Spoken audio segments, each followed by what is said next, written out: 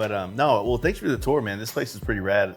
Like, I'm a motorcycle guy, so when I see the contraptions that are behind you and all this science fiction, it's hard for me to understand how it all works. But going through it and seeing all the different like high-end suspensions and for the trophy trucks and the razors and things like that, and what you guys do for like factories, like, because y'all were factory Indian too, right? So we do, yes. So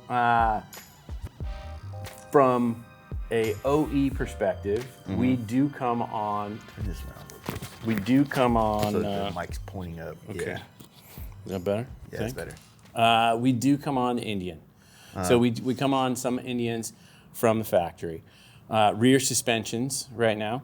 We also have a rear suspension upgrade that those products can be purchased only through an Indian dealership. So that's a joint development between us and Indian. Yeah. You know, so when you work with an OE, you work to some of their specs as well, and they wanted our expertise to make that ride better. Yeah. I do have this year 3 new specs for Indian Scouts that will be in my aftermarket catalog. Okay. So up until this year, we didn't have that. We were only Harley. So I'm kind of excited about it. It is a smaller market, but it is every rally I go to, somebody comes and says, "Oh, I've got an Indian. I need to do this." Yeah. Now the guys that come in and say, "Hey, I got a Victory," you know, I don't have anything for you. Yeah, it's hard to produce something for a motorcycle that doesn't exist. Yeah. You know what I mean? Exactly. Anymore, at least. Yeah. So they might be worth a lot of money in about 30 years when there's like, you know, maybe. The Arlen Ness built one, maybe? Yeah, maybe. Something like that. But it's still tough to say on that as well. But how difficult what's kind of some of the highlights of working with an OE like Indian or like some of the race teams, or not race teams, but manufacturers?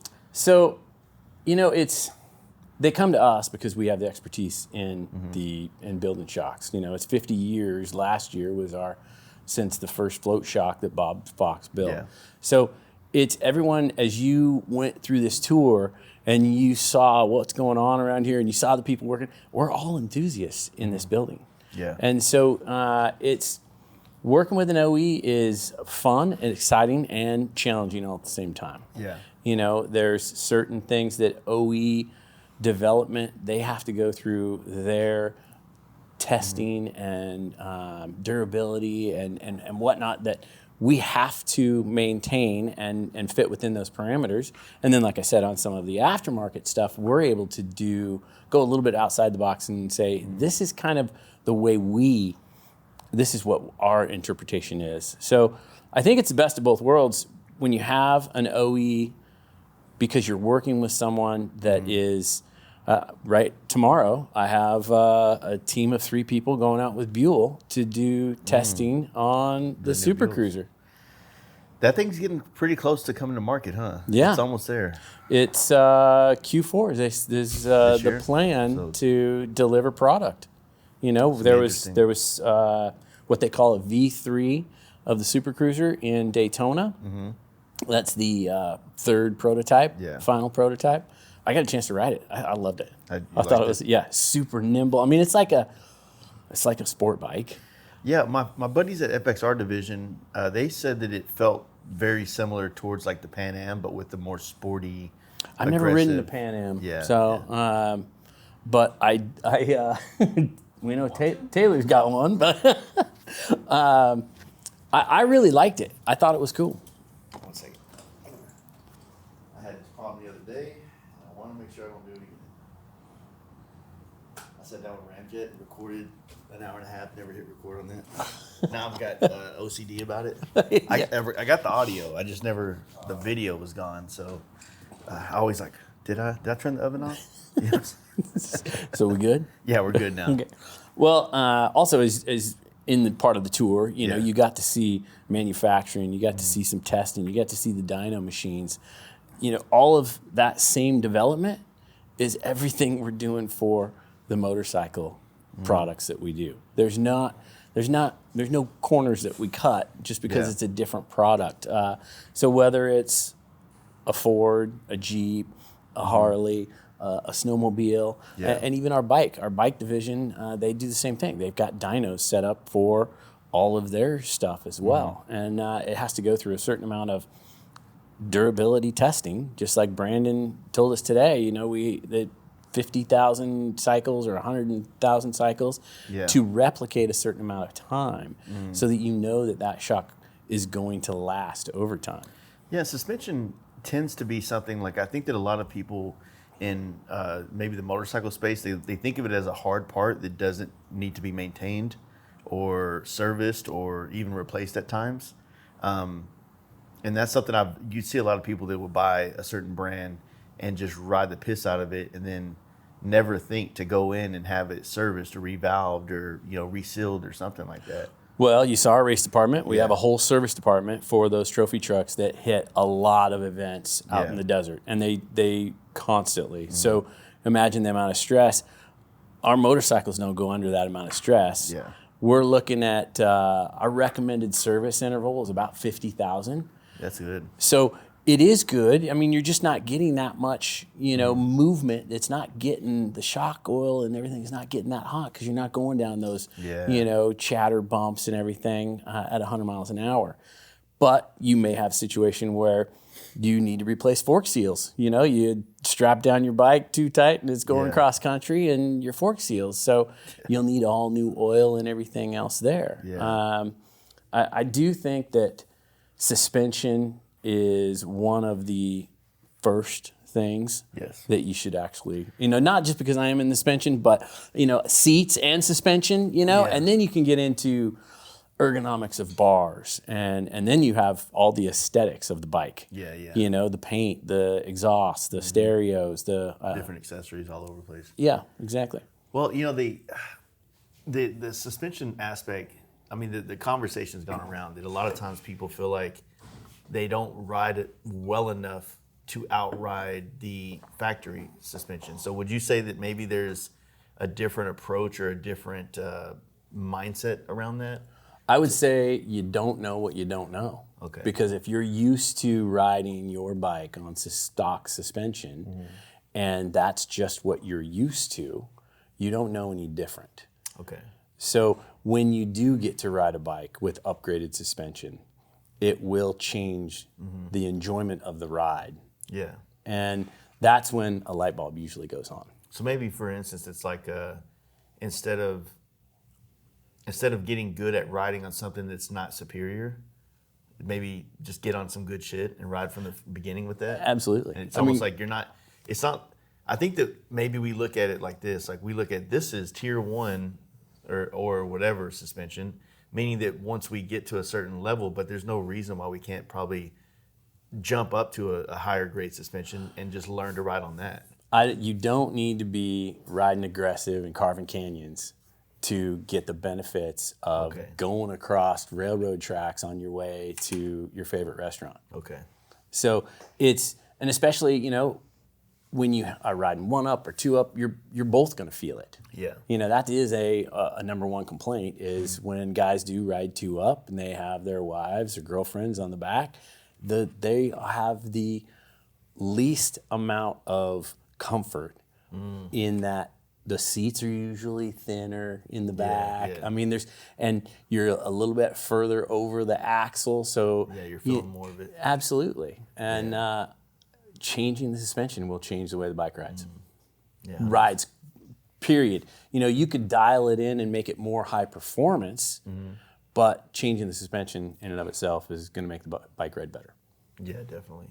And so with like, what's currently available? Like what's some of the stuff that is available now for the Harley market through Fox? So for rear suspension, you'll hear me say IFP, internal floating piston. So our piston is in the middle and it's internal.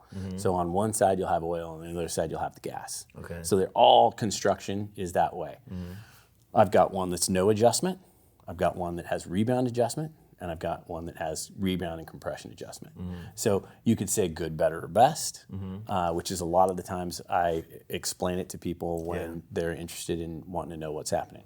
You can put the one with no adjustment. They all have preload adjust, so you can dial it in based on your weight or based on if you're going to load it down. You could crank up the preload a little bit for the spring. Exactly.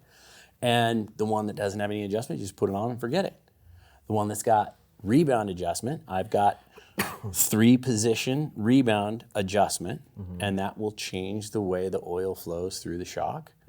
And then I've got the rebound and compression, and the rebound will do just what it did on the other one, but then you also have compression, and it's a 3-position. We call it our QS3, QSR.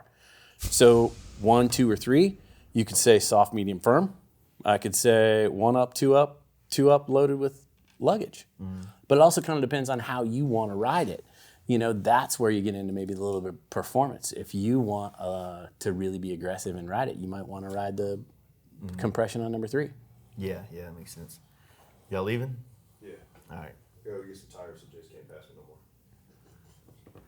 He's holding his own on that FXR. I need an excuse right now. No, I'm just kidding. Okay, he's no slouch. No. No. I meant that as a compliment.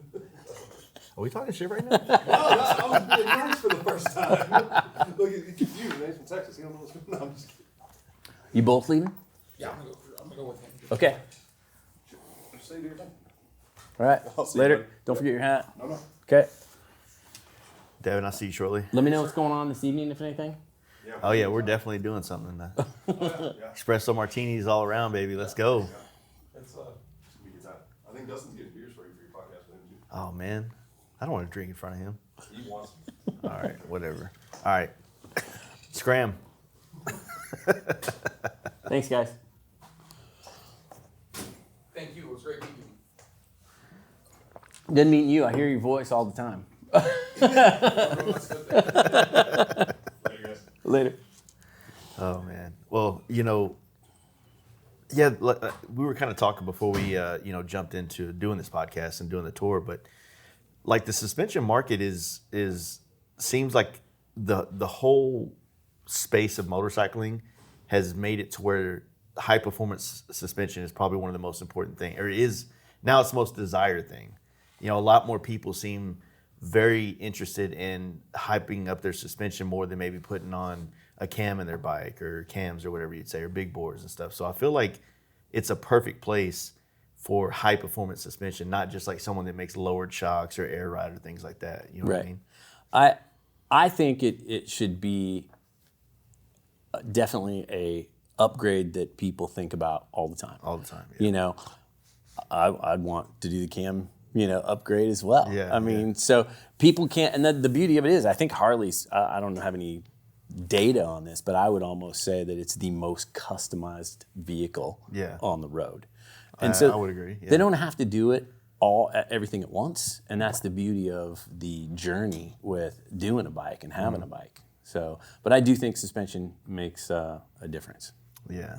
What made you want to build the bagger? You know what I mean? Yeah. So that was that came about in a roundabout way. Yeah. We went through COVID and supply chains shrank and did what they do. Yeah. And with us being an OE supplier, a lot of our efforts during that time went towards OEs. So aftermarket power sports, which is where the motorcycle stuff lives, got pushed to the wayside. So we didn't go to shows. We couldn't deliver product. And 2024 was the year to come out of COVID for the power sports Fox world. Okay. So I wanted to do something. The CEO said, hey, let's build a bike that we can raffle, or let's build a bike that we can give away, or do something like that. And there was some charities that we were looking at, and we actually we have a charity as well, but it wasn't set up to do the right thing. And everyone's looking at, well, you can't do it this way and you can't do it that way. And so the decision was build a bike and make it be a showpiece. Let the world know we're back into the market. And so that's what happened.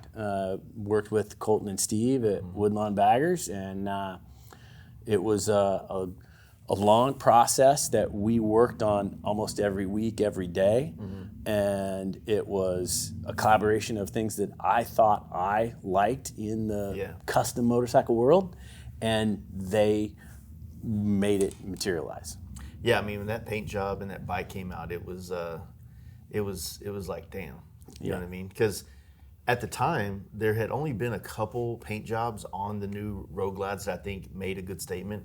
And I had to give a shout out to my boy Jason at NSD Paintworks, because I feel like some of my favorite ones on the new body style has been by his hands. You know, the purple one he did, I think he did it for DA or one of the guys up there. I love that paint job. Yep. When yours came out, I think I saw it first at Sturgis last year. So that's where we debuted it. And, you know, it was at Taylor's show. I mean, I saw it at Jeff's thing. I think. Jeff Holtz.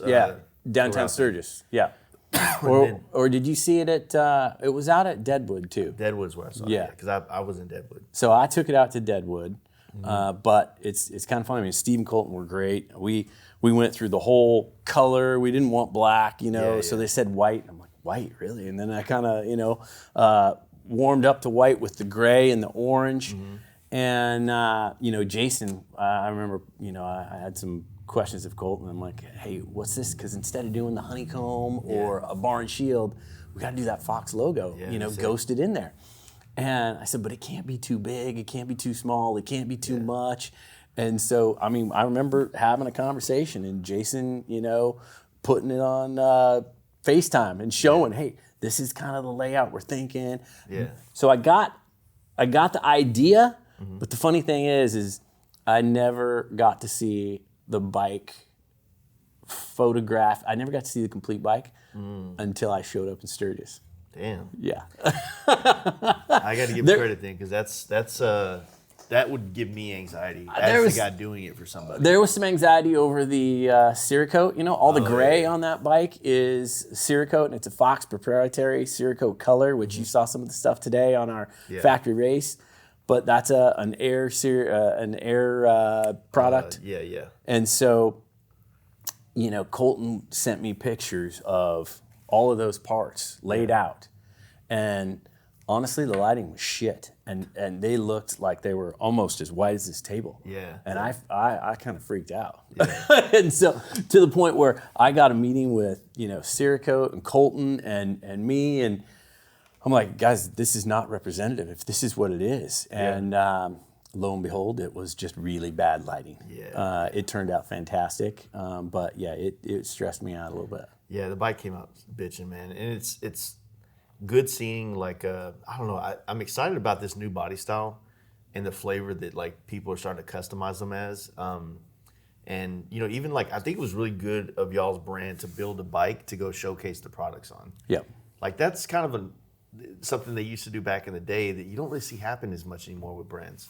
You know? I don't know what the lifespan or what the end-all plan will be. I don't know if we're going to raffle that bike. It's now back at Colton and Steve's getting some work done, and put a few 100 miles on it. Little gremlins showed up here and there. So we'll get those things figured out. Get that bike back out here on the West Coast. I'd like to get it to some local rallies, because I mean, there's a rally every weekend, it seems like. And just get it out and be seen. But I would like to springboard that into, you know, maybe the next project and do something else. You know, you and I were talking earlier about Softails. You know, it's funny. I feel like I would lend a little bit more to wanting a Softail myself. But then, you know, I've also thought it'd be kind of cool to do a Sportster Scrambler. And we're an off-road company, you know, it's something. So I don't know. We'll see. The market is definitely, I mean, Harley spends a lot of effort and marketing in that Softail. I mean, it's a great bike. It is. In the Midwest and Texas, South, I feel like the Softail kind of took off a little bit more than maybe in other parts of the country. So in 2018, like, we had a lot of the people that were riding Dynas immediately switched and jumped into the Softail market. And of course, with the Lowrider S coming out, the Lowrider ST a few years later, it's a very viable platform to do the big miles on, to build the big motors in, to handle pretty damn well out of the box. And then it also gives you you know, if you get the S models, you get the inverted front forks. Are you guys making, like, stuff for that? So we are coming out with inverted front fork cartridge kit towards the end of this year. Nice. The middle of this year, I've got a new cartridge kit coming out for regular forks, and they are adjustable. Yeah. And so it's compression on one side and rebound on the other. And it'll be a 1, 2, 3. So it'll be the same type of operation as our remote resis that have 1, 2, 3 position. And I'm sitting here doing this with my hands. It's it's going to be finger adjust. So you're not going to need a tool. You can adjust it on the fly. Nice. And I think that that's going to be something that's really cool. Yeah, and then that same concept, inverted fork front cartridges will come out towards the end of the year. Yeah. Yeah, I haven't looked, but I wonder how much different the new inverted front end forks are on the baggers compared to the lowrider ST, the soft tail versions and stuff like that. Because I think they're different. I just don't. That's a good question. I don't know. Different I know brakes. that. I know that my engineering team will be working on those that. details. But I know that for the regular forks, I've got the touring and the soft tail and a Dyna front end. Okay. That So will 41 be, millimeter up. Yep. That will be hand adjust. Nice. So we'll have those 3 options available. And then going forward towards the end of the year, we want to do something on the inverted forks as well. And with that inverted fork and that front suspension, that adjustability, the Bule Super Cruiser has that adjustability as well. Oh, that's good. Yeah. So is it looking like Buell's going to offer the Fox from the factory? We are. We won the contract. Oh, hell yeah. We are from the factory, front forks, rear suspension, and a steering stabilizer. And that was their request. Nice. Yeah. Is the stabilizer on those bikes? I mean, they have a pretty narrow, like the rake on that frame. What do you know what it is? Is it, I don't know the specs on that, but I do know that it is pretty narrow. The steering stabilizer was a request of theirs. And so they had their older prototype models outfitted with stabilizer. And so at one point in time, we weren't going to do it, but they really pushed it hard, and they said, well, we want all Fox components on this bike. Sense. So, and that was a fun experience. I mean, in 2024 at Daytona, that's where I met those guys. And it's being at the right place at the right time. And I talked to those guys the whole week. And next thing you know, we followed up the week after with a meeting, and I don't know, 3-4 months later, they gave us the award. Hell yeah. Yeah. Yeah, I'm interested to see how that bike does. Interested to see the price point. Sorry, this Coke and this this beverage is and the burrito. Yeah, the burrito. Yeah. Got me gassy over here, but I'm excited to see how they present that in the final, because the PR that they're kind of doing right now seems interesting as far as like building up a hype for it. But ultimately how they unveil the bike, how they put it out there into the market, I'm pretty interested in that, watching it, because it's very rare that you get to watch the birth of a brand like this. I totally agree. Rebirth. A rebirth, Yeah. exactly. And there's so much bad will, the people that know the history of that brand and how it's, kind of come back out of a phoenix out of the fire again, which I think it's fantastic. There's a lot of heritage behind that brand. The Buell team now, they have a lot of legacy bikes that were, they're going to be in their museum at their facility. And I think that the marketing that they're doing is fantastic. They're going to all of the shows. And for us to be, it's the first time we've been OE on a full bike, front and rear suspension. That's good. Yeah, and that steering stabilizer. So Yeah, I'm excited about it. They have also, I know from certain brands, they've kind of gave them a lot of the ability to make aftermarket parts for the bike. So I think FXR division and a couple others that I know of either have a prototype one or are getting one as soon as they're available in order to start developing some aftermarket parts for these bikes. Yeah, my understanding is that some of those V3 final production prototype bikes are spending a certain amount of time at each selected that's right. That's vendor, if you will, so that, hey, you're going to get this bike for a couple of weeks. You can do whatever you want, and this is the time you're going to have to develop some products for it. Yeah, instead of them having to buy it. Exactly. You know what I mean? Which is smart. And I get that when you're a corporate company, that the idea is to figure out how to funnel all money into the hand or through the brand. Yep. You know, but if you look at like, say for instance, Harley Davidson as a whole, I mean, they're like the sun, and we're all these different planets and asteroids and moons that without that we don't exist. You I know agree. What I'm saying? Yeah, they're the foundation for everything that is done in our world, in the Yeah. aftermarket world. Exactly. And that's So- where all the fun is, really. Yeah, 100%. So, You don't have as much responsibility as the sun. right, exactly. They just got to stay alive. That's And then we can exactly all right. Keep going. Yep.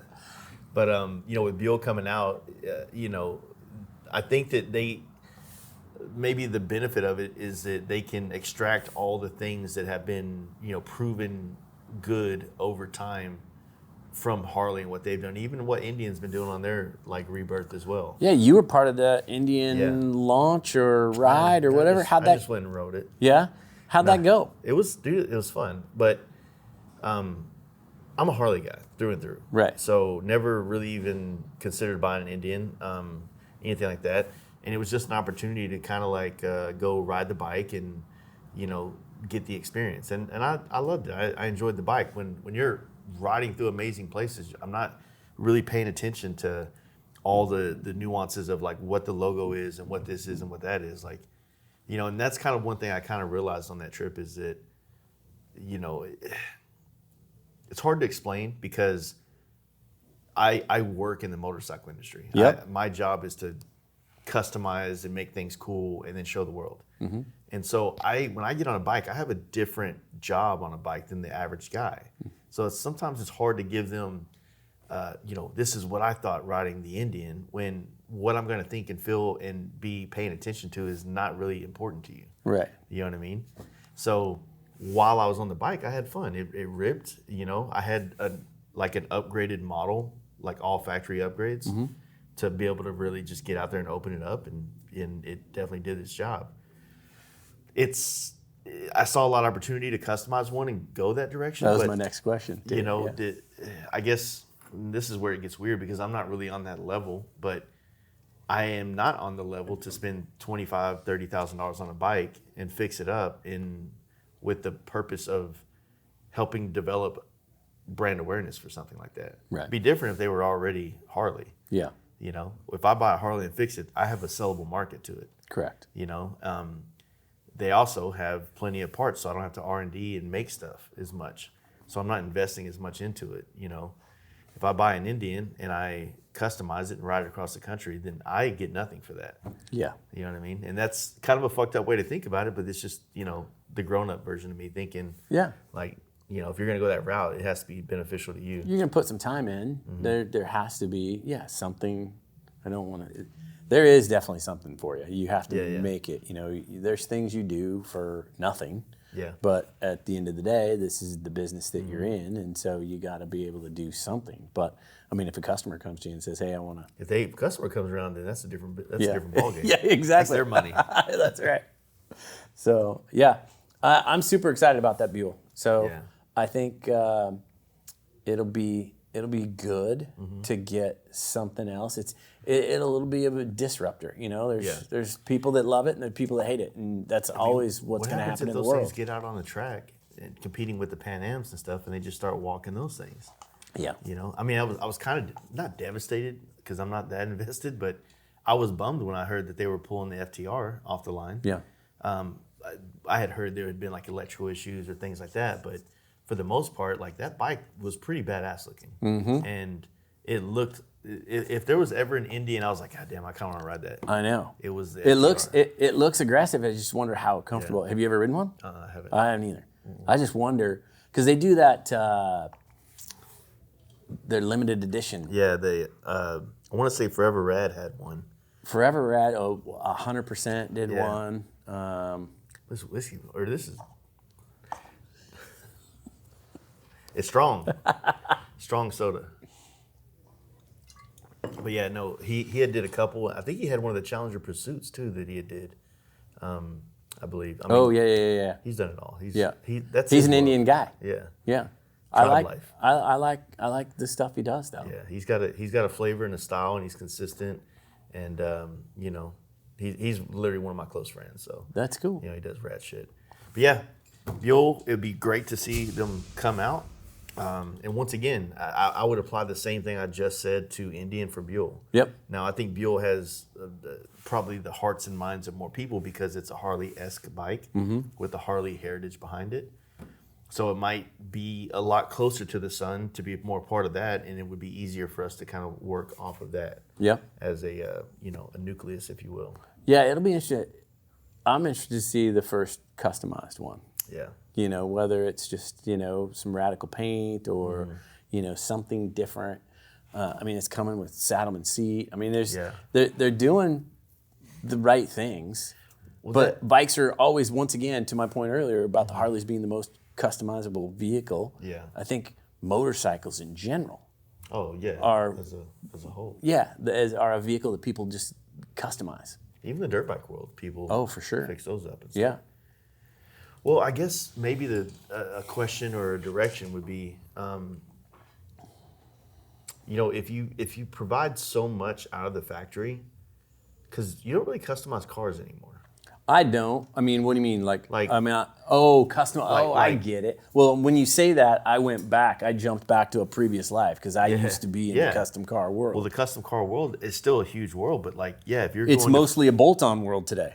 exactly. Yes. So, what I'm getting at is I think that I think the average consumer is probably going to be like, look, I want to buy a bike from the factory, and it has I don't have to do anything to it. Yeah. I think that we were all conditioned, and we kind of like the fact that this was the jump off point. This is the start. Yeah. And then I get to make this thing mine. But I fear that the individual customization of said vehicle in some form or fashion could be losing its luster in a sense. It's definitely something that's more expensive.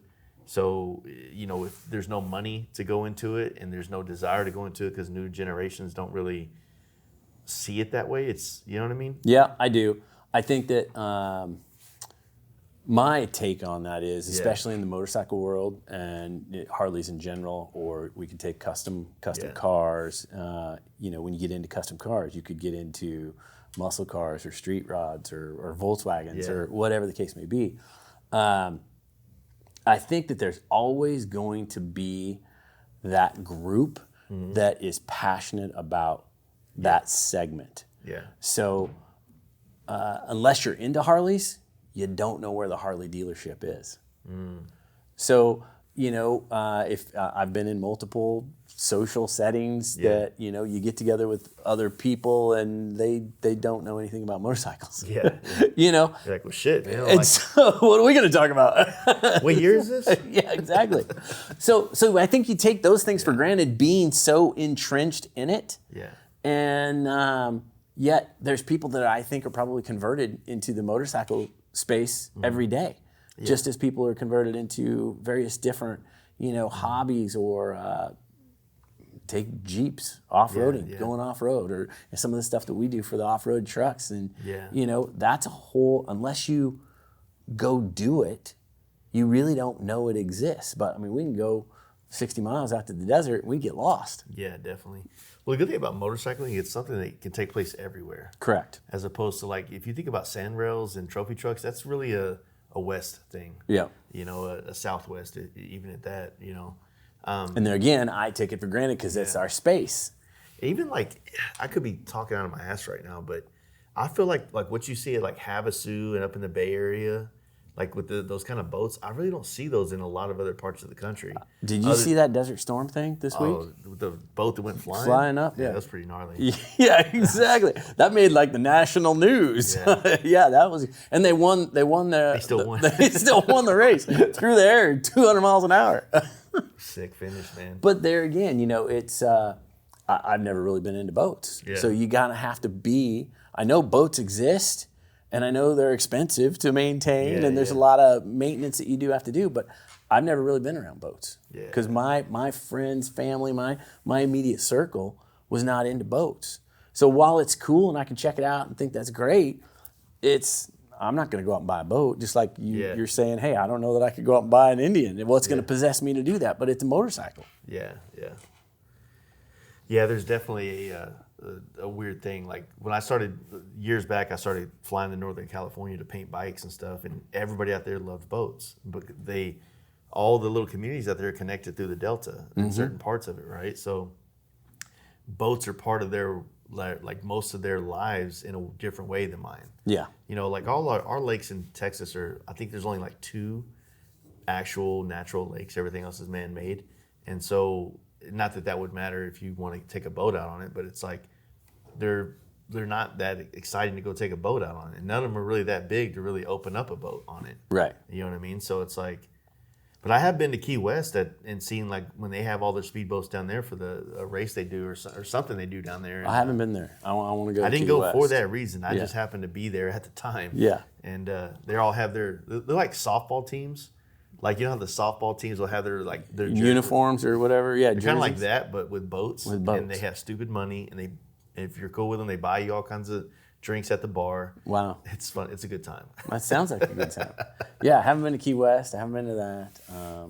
But yeah, I don't know. What other events? What other things? Why were you there? Were you there for a motorcycle thing, or was it vacation? I personally like to balance my motorcycle things, like going outside of Texas or outside of Dallas. The only real big event I like to do is Sturgis. Okay. Daytona is not really on my radar much, mainly because I'm usually so busy getting people's stuff ready for Daytona, and I'm also kind of like getting my travel season started. And Daytona is typically an event you need a trailer to, because almost everywhere you're coming from, the weather's hit or miss. Yeah. You know what I mean? And I don't own a trailer, so it's just not really in the books for me. Sturgis is like an every year thing for me. The Born Frees, Texas and California. So you coming out to Born Free, California?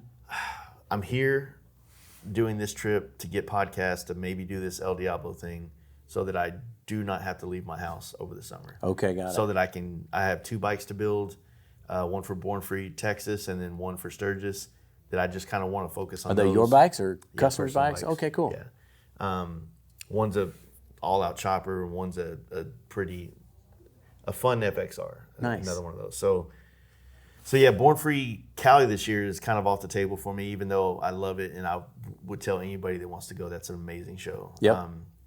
I was close to coming to Arizona Bike Week. I was going to be Oh, staying no, with yeah, Taylor and those guys. you were, yeah. Once again, just plans didn't work out. This didn't work out. So then, bam, here I am. Yep. You know? But I like to spend the rest of the year doing smaller events that kind of that you can kind of get to know people. Like you don't have to work them as much, but just being there, you get to kind of meet the people that like to get out on their bikes and do shit. It's kind of weird to say like that, but like the Texas Hills type stuff, like those smaller local events, I like to do them all over the country. Oh yeah, I mean, I was talking to Mark Lindell, Yeah. and he was telling me all about it, and like I was just envisioning, hey, this sounds kind of cool. Yeah. You know, how can I make that happen? And I can't make it happen. Yeah. You know? Well, I mean, you're there in spirit. I'll be there. Yeah, we're going to be a raffle prize, so Nice. we'll do that. But I mean, I would like to go do those smaller things and be seen Yeah. in the scene, I guess, because that's really what it's all about, is connecting with those people. I think that's helped my brand out over the years, is that I get more like real connections through the smaller events than the big ones. The big ones is like it's almost like you're in LA all the time. Yeah, Everybody's got an angle. yeah, You kind of have an angle. yeah. It's like, you know, do I spend time here? Do I go to the other bar? Do I go to this place? Which show is going to be the best for exposure? Well, what about? I mean, this weekend's One Moto. Yeah, I mean that's. Have you far been there? away. No. You haven't been there. So I grew up in Oregon. Oh, okay, that's right. You said And, that.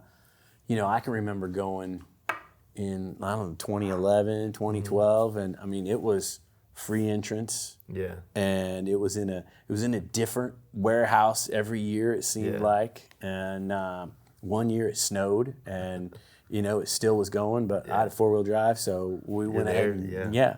I mean, it was $2 PBRs, and you know, beat it, yeah. yeah, it was.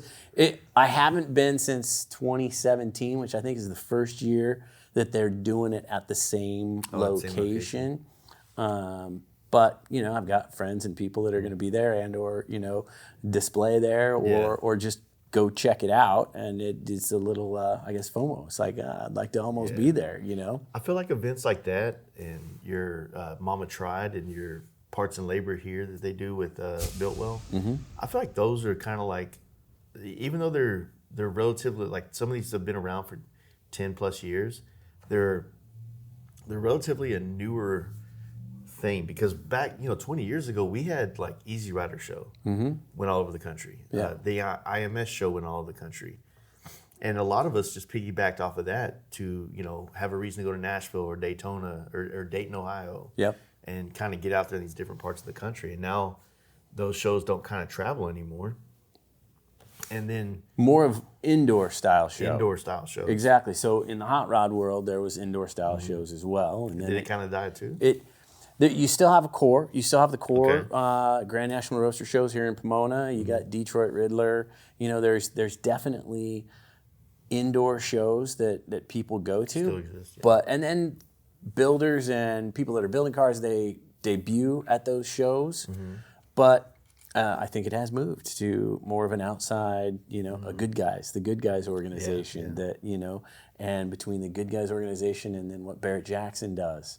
And so it definitely has transitioned. Yeah. I like the motorcycle events being more outdoor and less indoor display. Yeah. Which I guess is what One Moto is that, One Moto used to be in February. Weather used to be shitty. But now with it being in May, it's a little bit nicer. I'm sure they get more people riding to the show. Yeah. But in Portland, you never know what you're going to get. Well, to that same note, like Mama Tried being in Milwaukee in the coldest part of the year there is kind of there's some events that like I want motorcycle events to still take place in the winter. And some of the ones that are like, when you get in the summertime, you're competing with Laconia, Born Free, Sturgis, and whatever. There's a million other little like localized things that take place in July.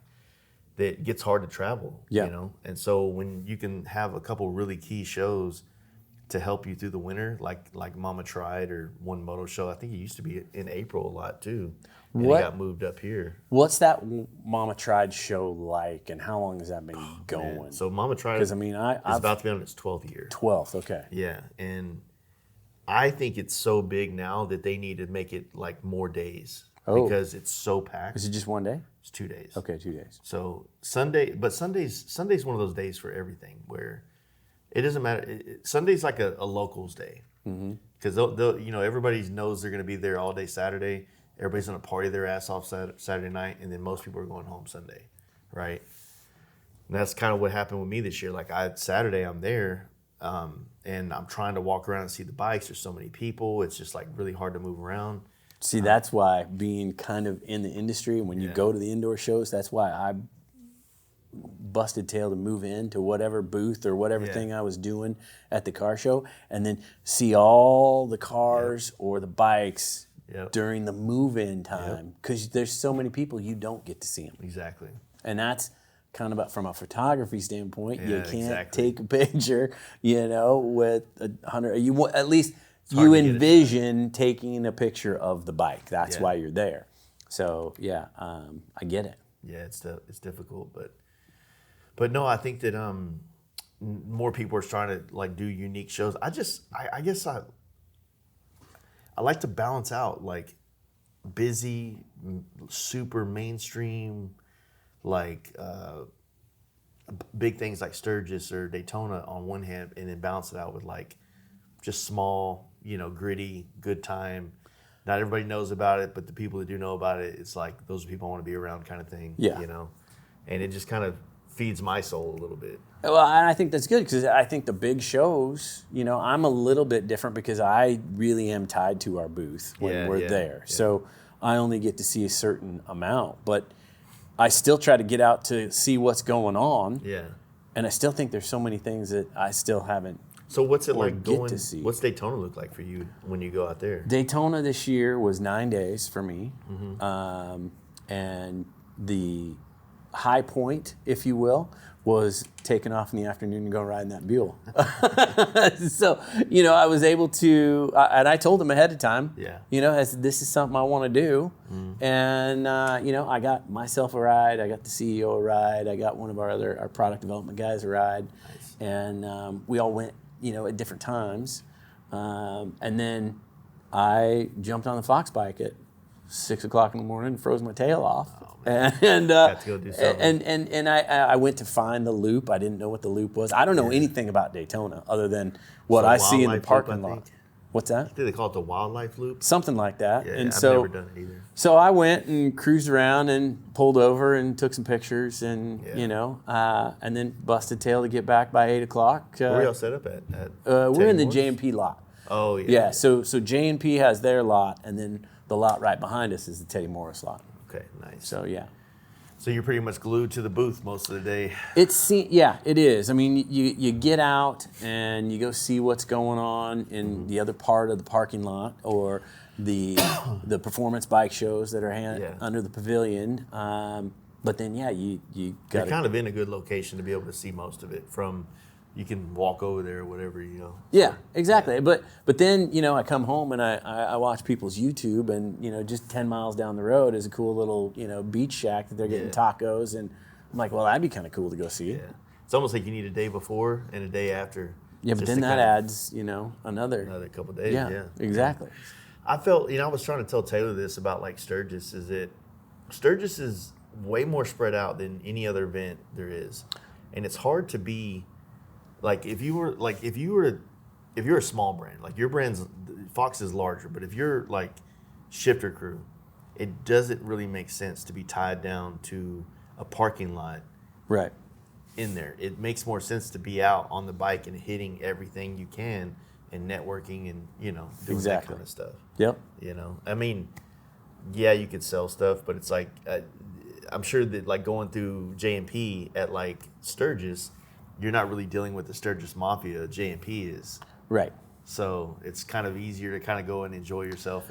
So, and the thing is we have booth time hours that we're open to serve the customer, which is great. Mm-hmm. But then, I like to say that my job doesn't end when the booth closes because I got to go out and network. And I want to be involved in the community and the scene and see what happens. So you're out and about until 10, 12, and then you got to be right back at the booth at 8 o'clock in the morning. Yeah, it's work. Yeah, exactly. So it is, 8-9 days of that is kind of tough. It's taxing. It is. is. Imagine. Yeah. And it's fun, but it is very tiring. Yeah.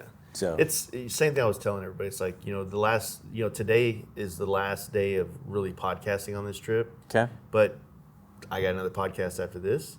I did 2 yesterday. I did 2 the day before. And it's like, you have these moments, like don't get me wrong, this doesn't feel like work, but it is work. Oh yeah. Right? It is a job that I do that I am responsible for getting something done while I'm here and doing the best that I can to help, share this story and stuff. But so you get these days where it's like you're waking up, you're running across LA, lane splitting the whole way, get there, set up.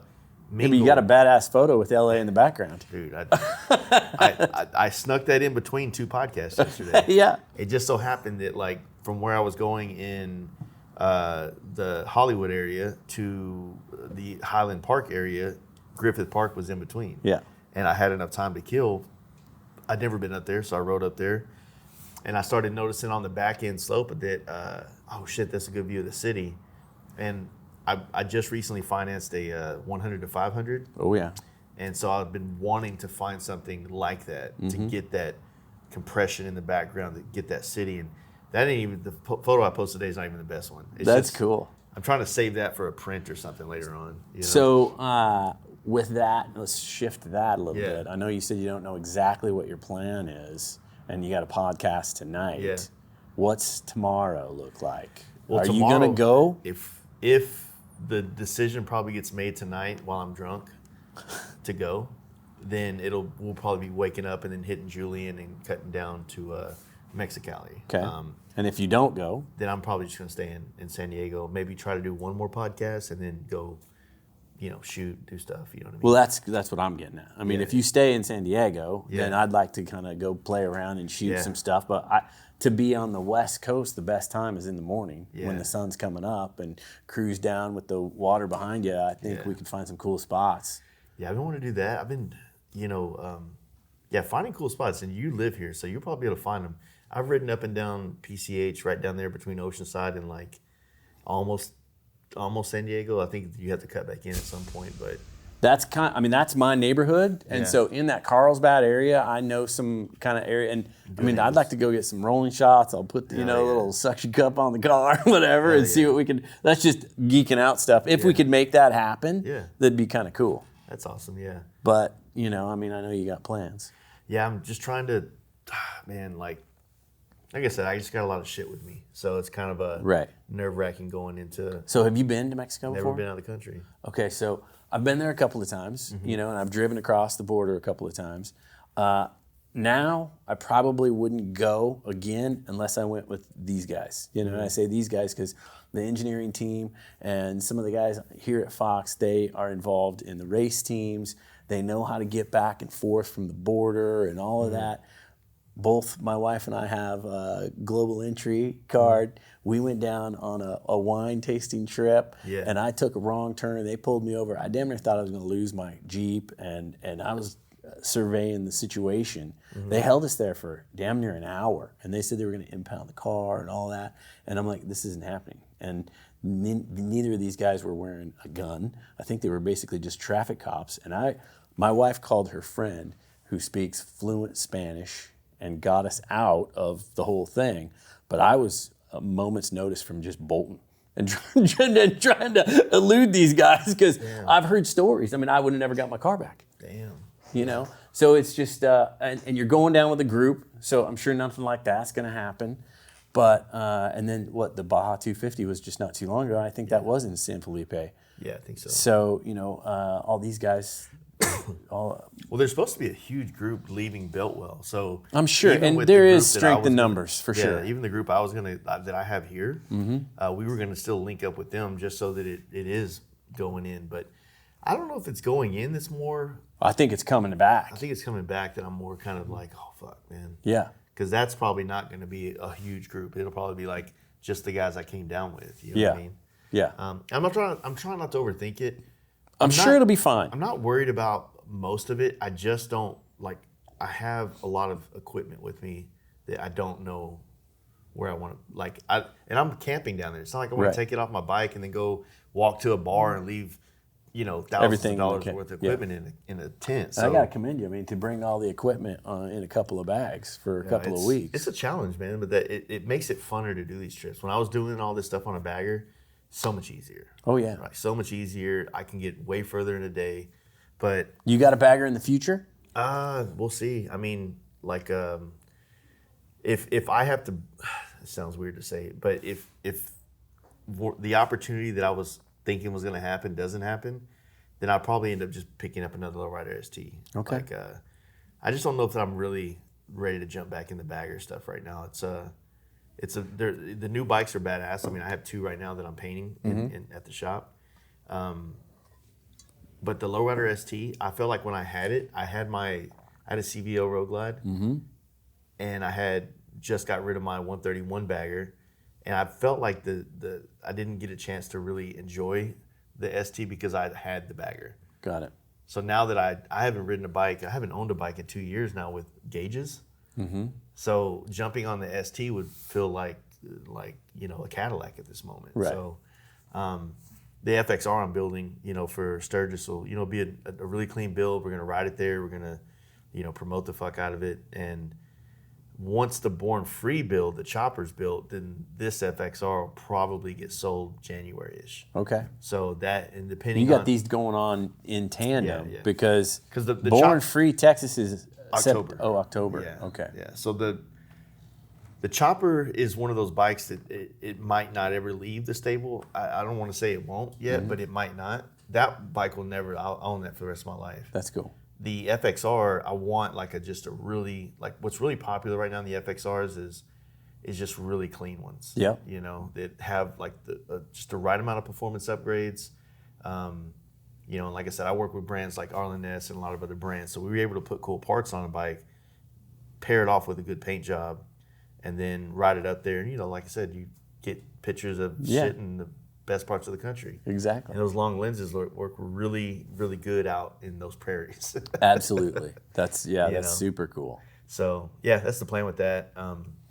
Yeah, I mean, like you were showing me those pictures of the owls and stuff. Yeah.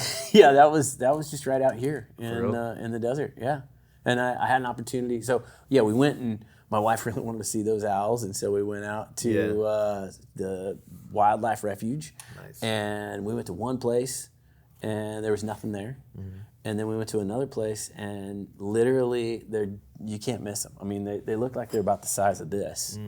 And their heads on a swivel, and they're just checking everything out, and getting out of the car, trying to get closer, and then they fly off, you know. But it is cool. I was in Wyoming in January, and I went to the Grand Tetons, and I got a badass photo of an eagle. It did have snow, but I saw 6 eagles that day. Damn. I didn't see any buffalo, which I really wanted to see. But saw 6 eagles, and that was pretty cool. They're everywhere in Texas. Is that right? People got them in their yards all over the place. Really? That's crazy. Everywhere. Well, I heard. Didn't you say something on one of your podcasts about bobcats or something? Or oh yeah, we have lions bobcats. Recently there was a picture of a mountain lion standing on some top of someone's house. That's what it was. It's just bobcats are prevalent out there where we live. Sometimes foxes they're really hard to find and really rare. Yeah. But mountain lions are more of a West Texas thing. You know what I mean? Okay. But yeah, we're starting to get those, and we got alligators now. So all the alligators from like the Louisiana have kind of worked their way towards where we live now. That's crazy. I haven't seen one yet, but you know, like I said, we have this app or this page on Instagram called Dallas Texas TV, and it's basically just hood news. Like if you're driving down the highway and you see a wreck and you tag them in it, then they repost that and put it out there. Oh, got it. So you find out what's going on. Isn't that crazy how immediate Yeah. our society is? And they're not curating it. They're like, just repost it. Yeah. Just repost it. You know what I mean? Because it just shows people what's going on, and their accounts blow up because, you know, Dallas is I think the city itself is like 3 million something people, but then the entire metroplex is it's up there. It's no LA, but it's up there. You know what I'm saying? But, so what kind of photography? Like, what got you into shooting stuff? You know, man, I think I picked up a camera when I was like 13. Nice. You know, and I think my dad gave me or let me use his camera. Yeah. You know, and that's when there was a meter and you had to mess with it. You had to know what was going on. And then I think 14 or 15, I got a camera for my birthday or Christmas or something, and I've had a camera ever since. Nice. I just enjoy it. I mean, it's a way to stop time. You really do. You know, and some people, now we take it for granted because we have really good cameras in our pockets. And I think that the craft of photography is changed. But yeah, I mean, black and white photography and, you know, going and doing something and planning it out and thinking, hey, you know, like when we went to take the pictures of those owls, we're out in the middle of the desert and there's just nothing but power poles. Yeah. And it just, with the sun going down, and I didn't mess with the saturation or anything. Yeah. I mean, it was just like a perfect natural photo. You had power poles. I think I posted it. I said something, you know, there's a lot of electricity out in the desert, you know, because it's just lines of these power poles. And now we have some here, but in all the newer parts of our towns, all that power is underground. Oh, for real? You know, so you don't see power. Like in my neighborhood, there's no power lines. That's wild. Yeah, everything's underground.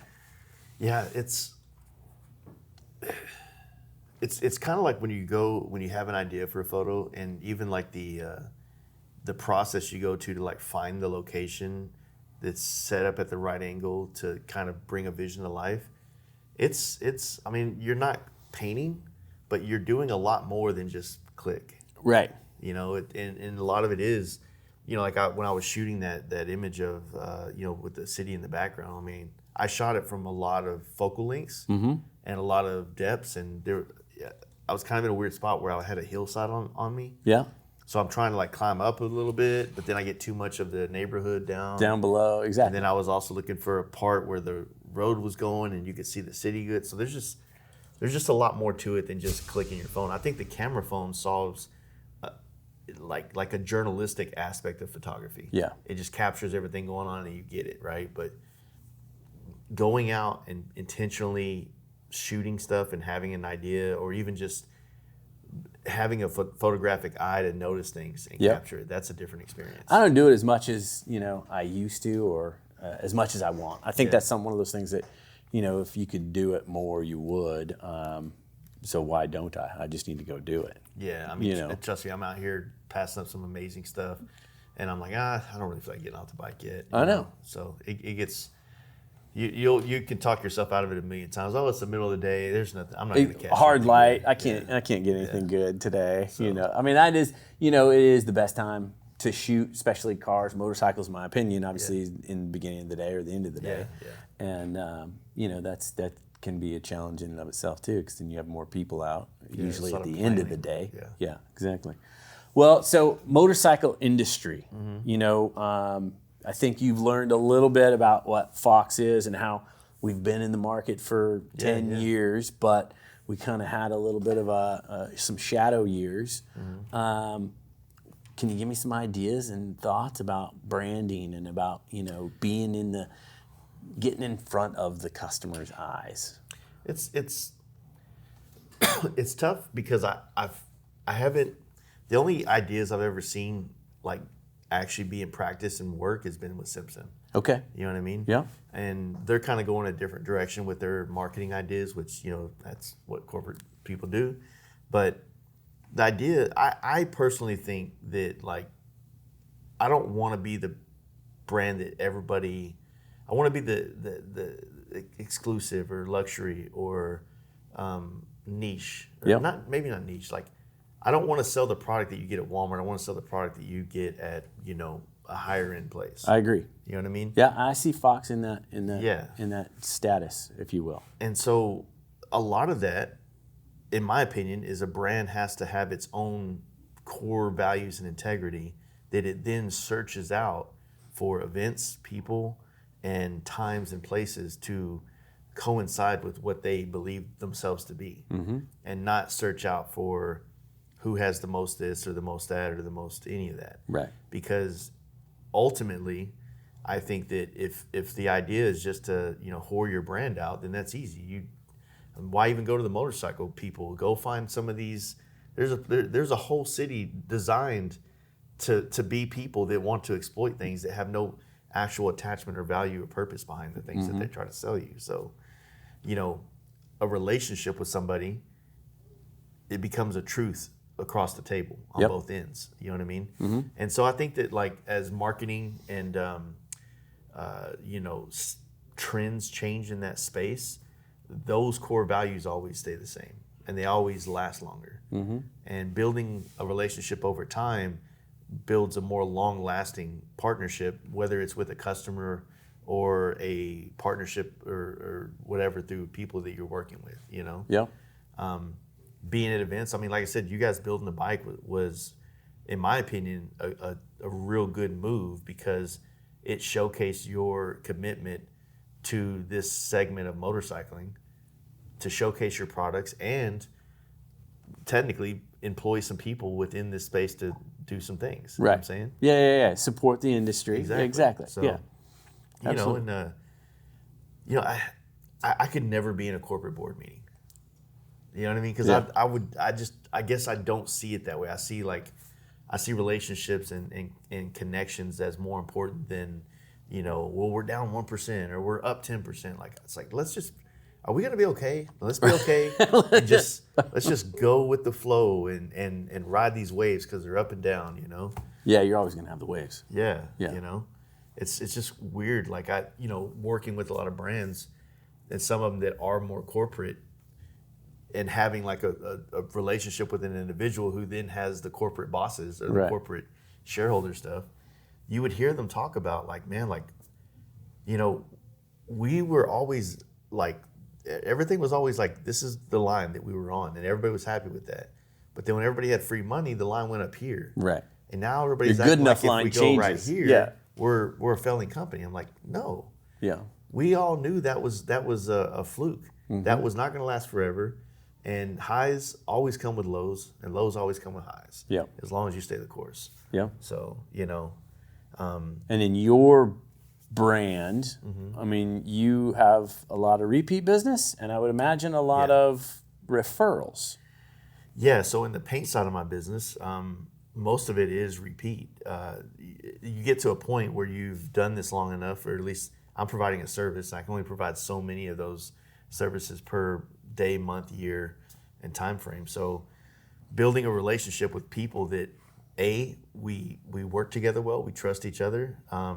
I know that they have the money to pay for what I'm going to do, and they know that I'm going to give them the best thing that I can. And so those are great things to happen. Not to say that we don't ever get new customers and we start that Process all relationship over again. in Yeah. the first, and then sometimes somebody will have me do 5 helmets and 5 bikes, and then they go, you know what, I want to try some other guys. I'm like, that's normal, like, Right. to keep it spicy, and but for the most part, like what's great about our industry nowadays is that whoever you're going to go to now is probably my friend, and I ain't tripping, Right. because that's probably happening over there too. Now they want to find somebody new. Exactly. So it all tends to kind of work and become just a ball bearing. Everything just keeps rolling. You know what I mean? How many helmets do you do? The highest I ever did was about 40 something in a year, but I'm probably sub like maybe 24 or less. Okay. Because And then bikes? How many bikes are you doing? And are you just doing the paint and body work? You just get the 10s, or do you get the whole bike, or how does that work? it's preferably to use the whole bike so that everything can be lined up and Yeah, laid because out. you got frames that you're gonna paint and all that. And like I said, I built many bikes.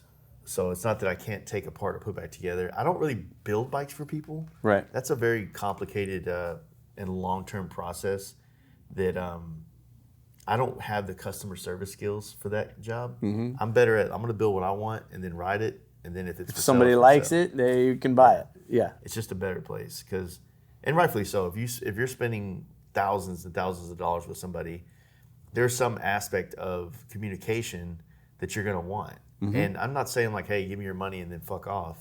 But Right. like, if I'm on a trip like this right now and one of my customers that I'm doing a bike for knows I'm on this trip, and he's ruining my trip by asking me questions about his bike that he knows I'm on a trip, Right. it's like, what are you doing, dude? Like, let's not play this game. I'll be home in a week. Right.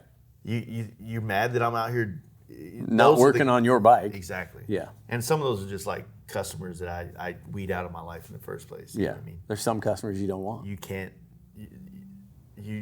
I'm not going to jive with everybody's personality or their needs. So I have to find the ones that respect like how I do things, because how I do things is how I do the best version of what I do. Yeah. And it's not going to be the way that everybody wants things to be done. So, like, say for instance, if you hit me up and say you want to do a helmet, I'd say, okay, well, right now these are my wait times, and these are estimates, not guarantees. Right. What are you thinking about doing? And you kind of give me a roundabout idea. And I'm like, all right, that's something, I could see that. I write all this down, I save this little message, and then there's a deposit involved, and then that's it. Yeah. Because in that We time, don't think about it until the time frame comes up. and the thing is that in that time, like I'm a one project at a time person. Like I tunnel vision on this thing.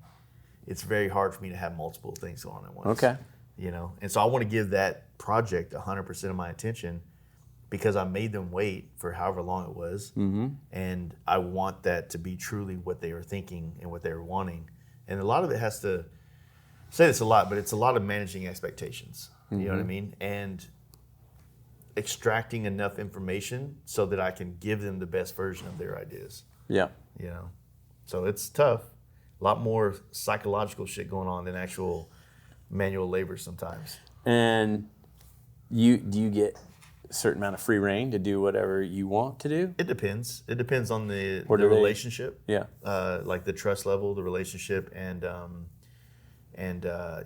what the project is. Like sometimes when you're dealing with a high-end builder, they usually have they already have a vision, and hopefully they're good at communicating that vision. It makes the job easier, but sometimes it's a blurry vision and your job is to put it in focus. You know Got what it. I'm saying? Yeah.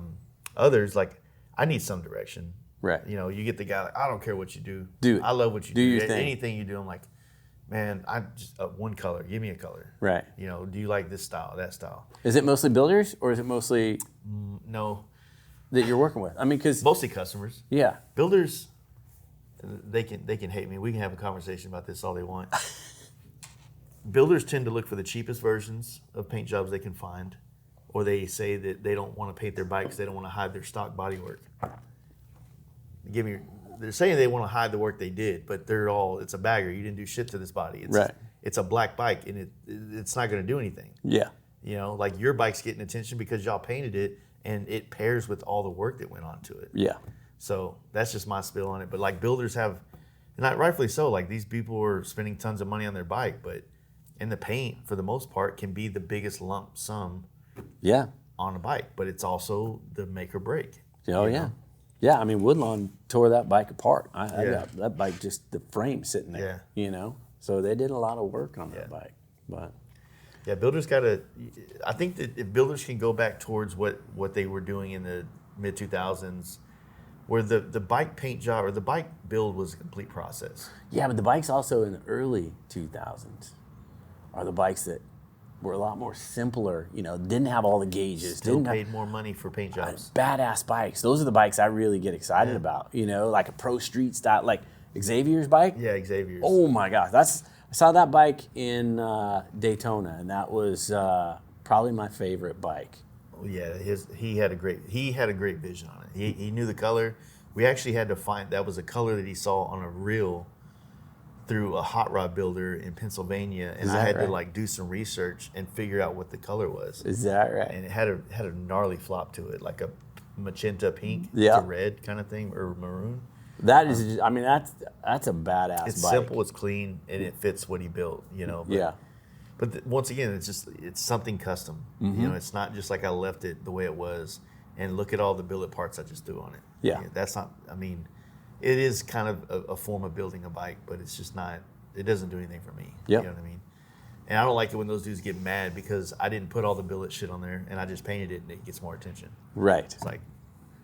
You got to figure out. This is You got to take it all apart, prep it to paint it. You sound like the dude complaining that the guy with the nitrous bottle won at the drag strip because you brought you didn't bring any parts. Yeah, exactly. That's unfair. No, it's like you chose not to go this route and you lost the race, bro.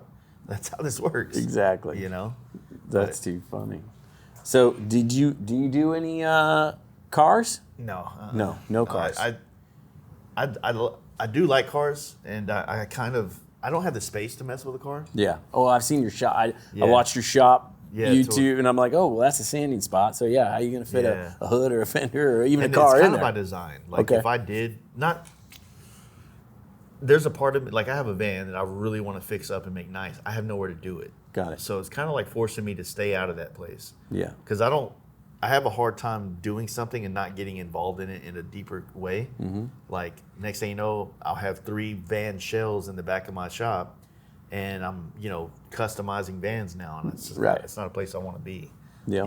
But I used to go and like provide graphics and artwork for a lot of people on cars, but it doesn't get, like I said, it's not as prevalent as it was maybe 10 years ago. Yeah. I mean, I used to go lay out flames on trucks and cars like at least 2 or 3 times a month in No different body kidding. shops all over town, and it was fun. It was good money.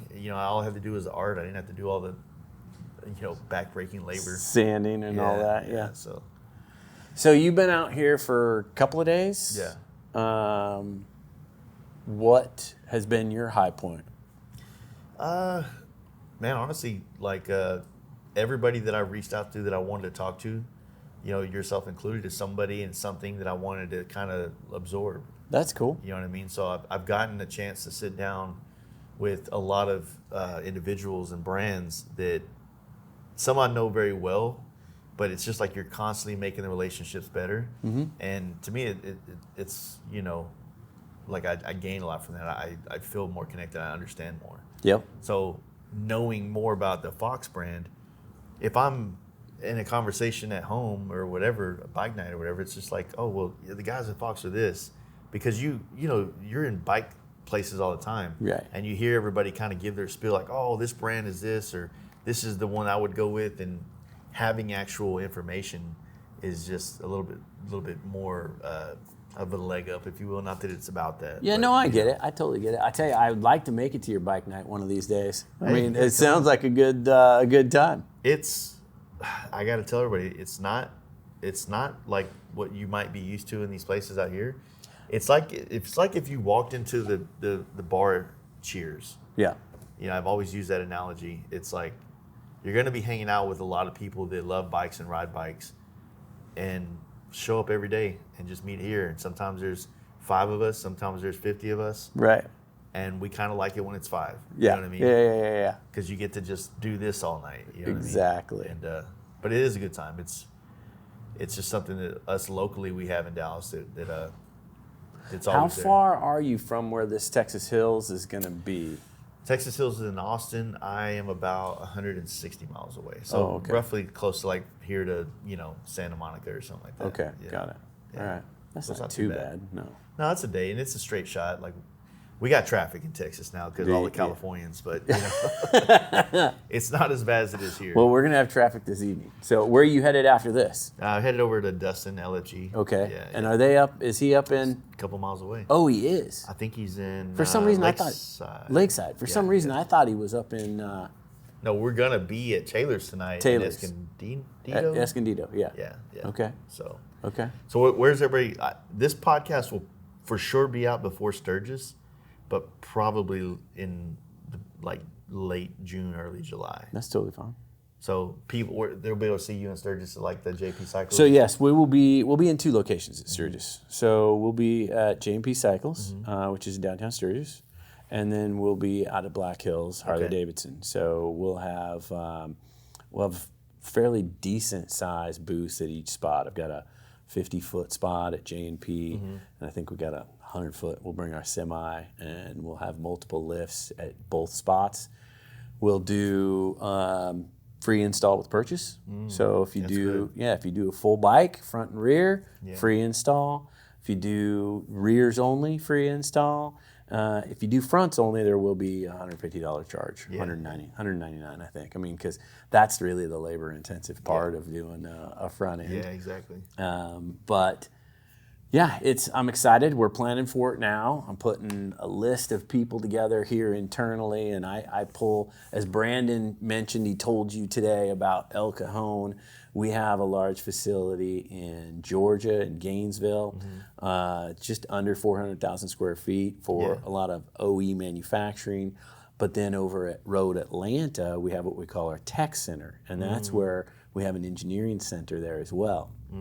So a bunch of engineers for the automotive brand or the automotive products are over there. Okay. And then I've got our Scotts Valley, which is in Northern California, and that's where our power sports engineers typically sit. So I'm trying to pull together people that I know they're enthusiasts that know about our motorcycle product that would be interested in going to Sturgis, because I need throughout the company. in I these need to different staff areas. it. Yeah, I need to staff it. I've got a house near Rapid City, and I got a house right in Sturgis.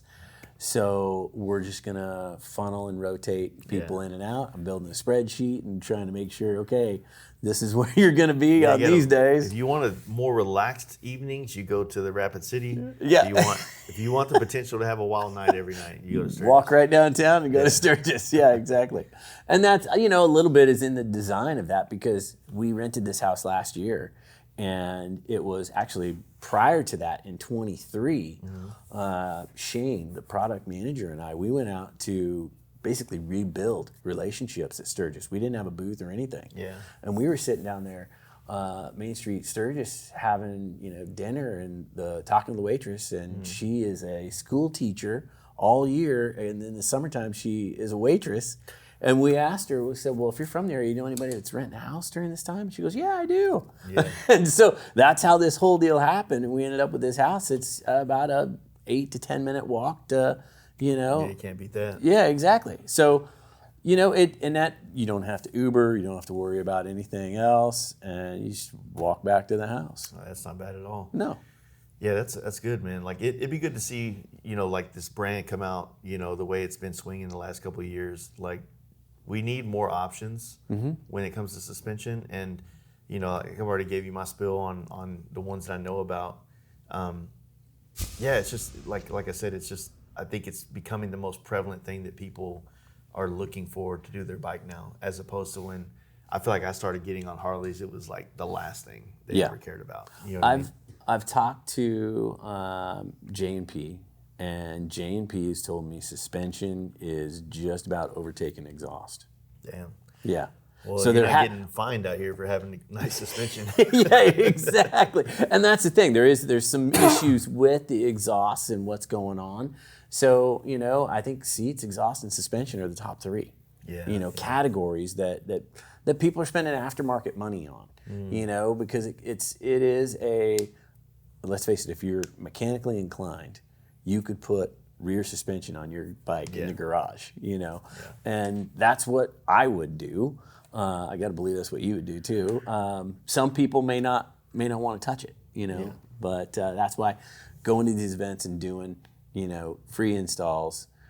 They also think, you know, they like having Fox work on their bike. Well, yeah, that's a cool thing. You know, we got to let them know about the head and the tail thing. Oh, the head and the tail. Yeah. So Fox, there's two brands, there's two logos out there in the world. You've seen the Fox head, and that's a lot of apparel and racing and motocross gear, and there's Fox tail.